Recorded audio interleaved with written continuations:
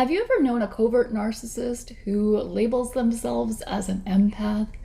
Or maybe you've wondered if you're a narcissist.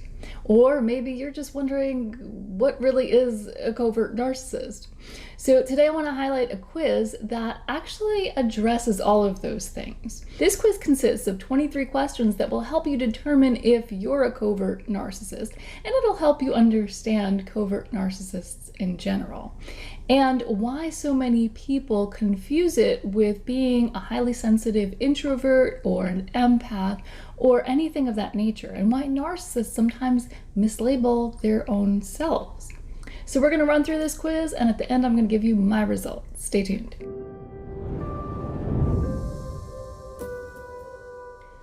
Welcome to the Common Ego community. My name is Christina, and on this channel we talk about emotional abuse, its connection with spirituality, and we attempt to answer the question, where do we go from here? So if that sounds good, like, subscribe, and hit that notification bell so you get notified whenever I post new videos. So we're going to jump right into this quiz, but first I want to talk about what the quiz is really. So this isn't a quiz that I designed by any means. This quiz was first presented at the 2013 Association for Research and Personality. So I'm going to run through the questions in this quiz, and I'm going to write the quiz out in the description box if you'd like to just take it that way. Maybe pause the video and take the quiz yourself. And I'm going to link to the original source of the 23 questions, so you can go ahead and take it there as well. You can follow the link and go straight to that article. There's a lot of information there that could be helpful. But essentially with the quiz, it's the same. You have to go through the 23 statements and keep track of your own results. And then at the end, you have to add them up yourself. So just real quick before we get into this, I want to highlight some things to illustrate really the difference between a covert narcissist and an overt narcissist. So when a covert narcissist is evaluated, they're going to score higher on things like shame, entitlement, and neuroticism. They also have lower levels of self-esteem, agreeableness, and extroversion, as you might imagine. The overt narcissist, on the other hand, exhibits a lot of opposite traits to the covert narcissist. So they're not going to score high on shame or neuroticism, but as you might imagine, their scores on entitlement are also very high.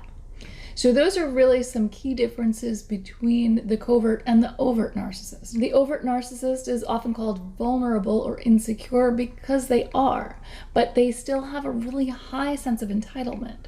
So as you can imagine, what I'm describing is really somebody who is kind of at war with themselves. And you could say that about all narcissists, but in the covert narcissist, it's much more obvious. Okay, so on to the quiz, which is really more of a self-assessment.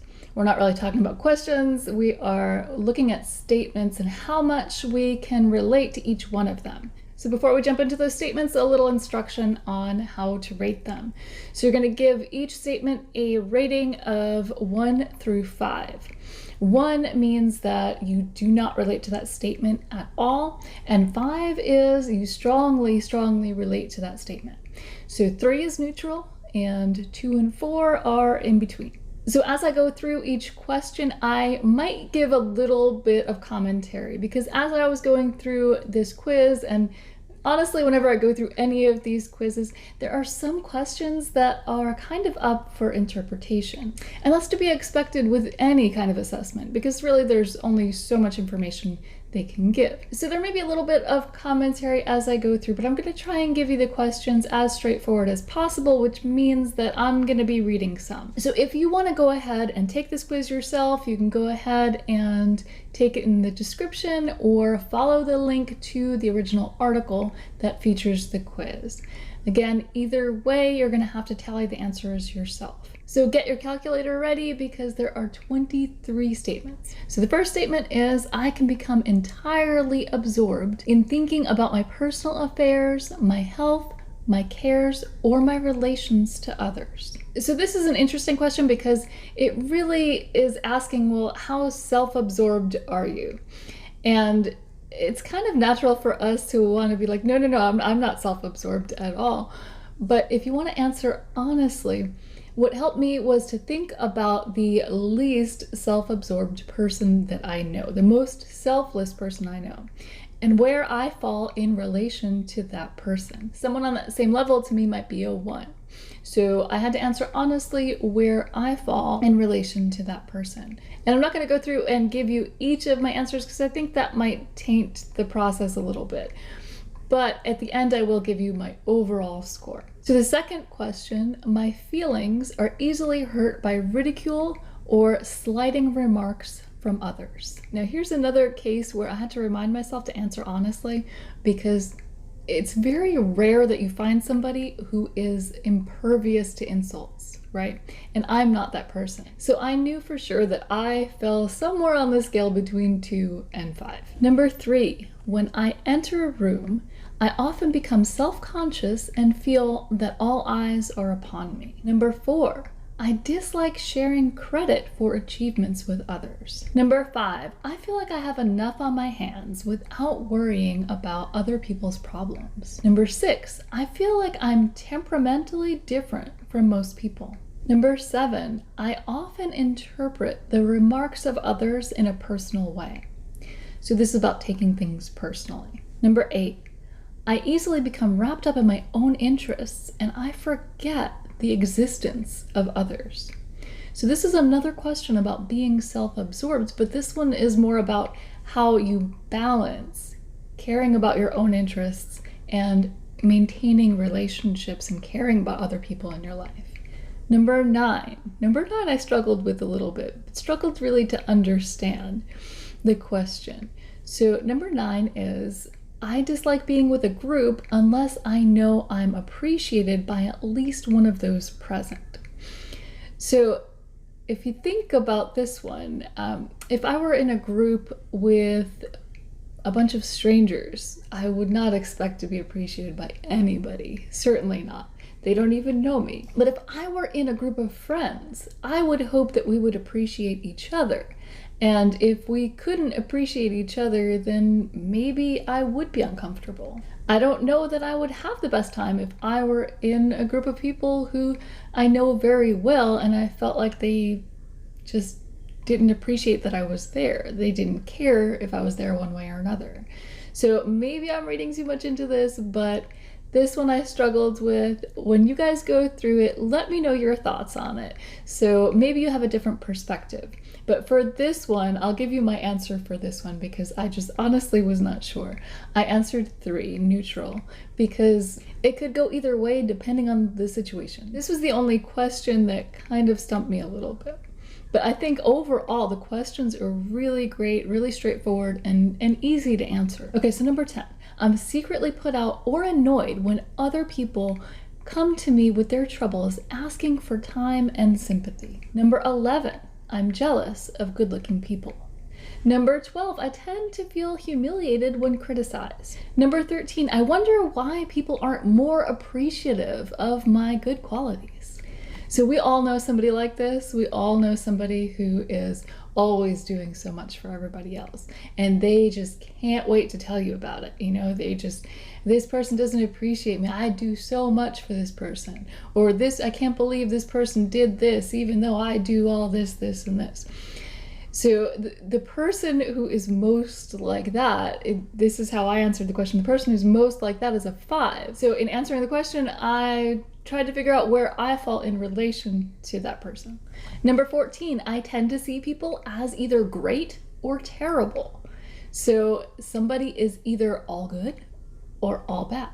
Number 15, I sometimes have fantasies about being violent without knowing why. Number 16, I am especially sensitive to success or failure.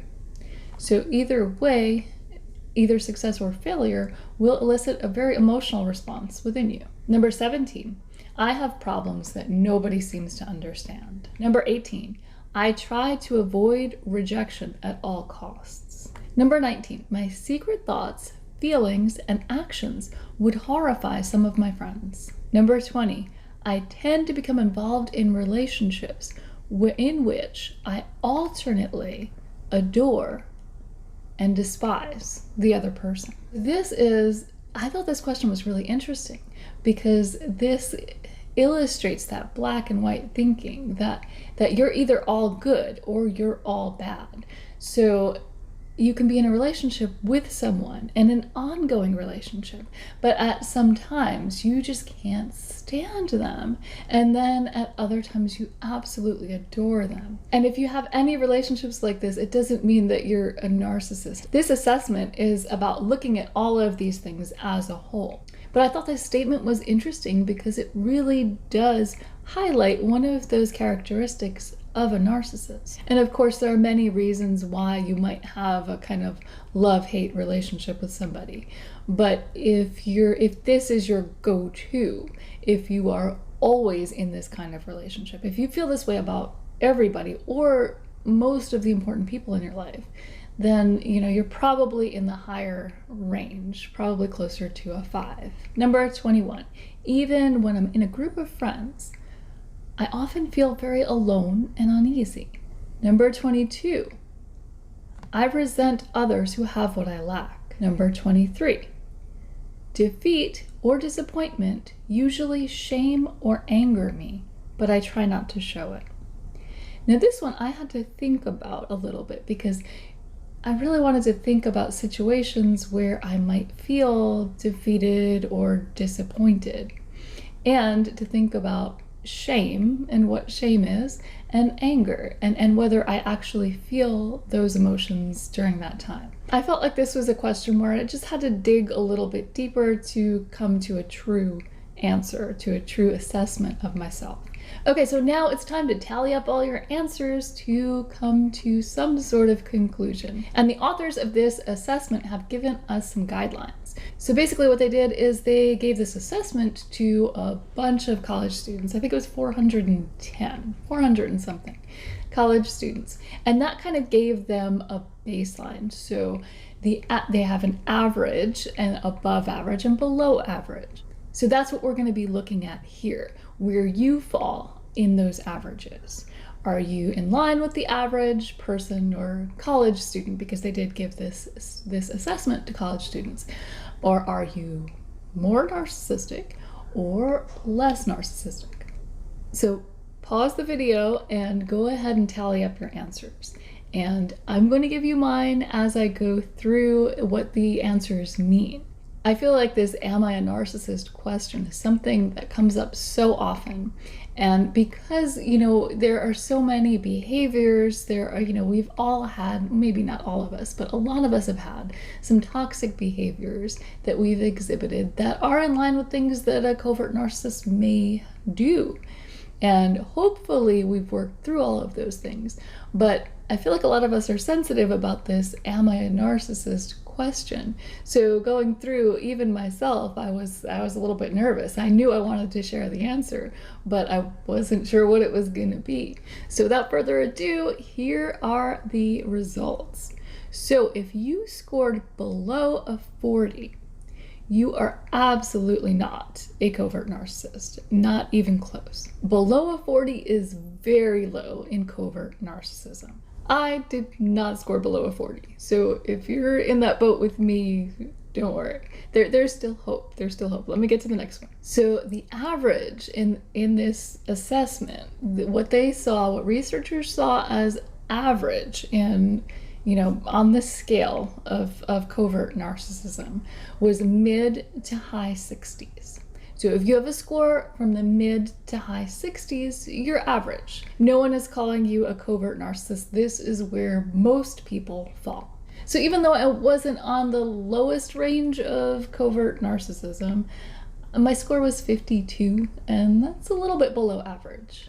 Again, if you're mid to high 60s, it's completely average. And there's even some wiggle room, so if you scored 71 or 72, that's not on the highest end. So where the researchers cut it off is 82. So from 82 and above, that's high in covert narcissism.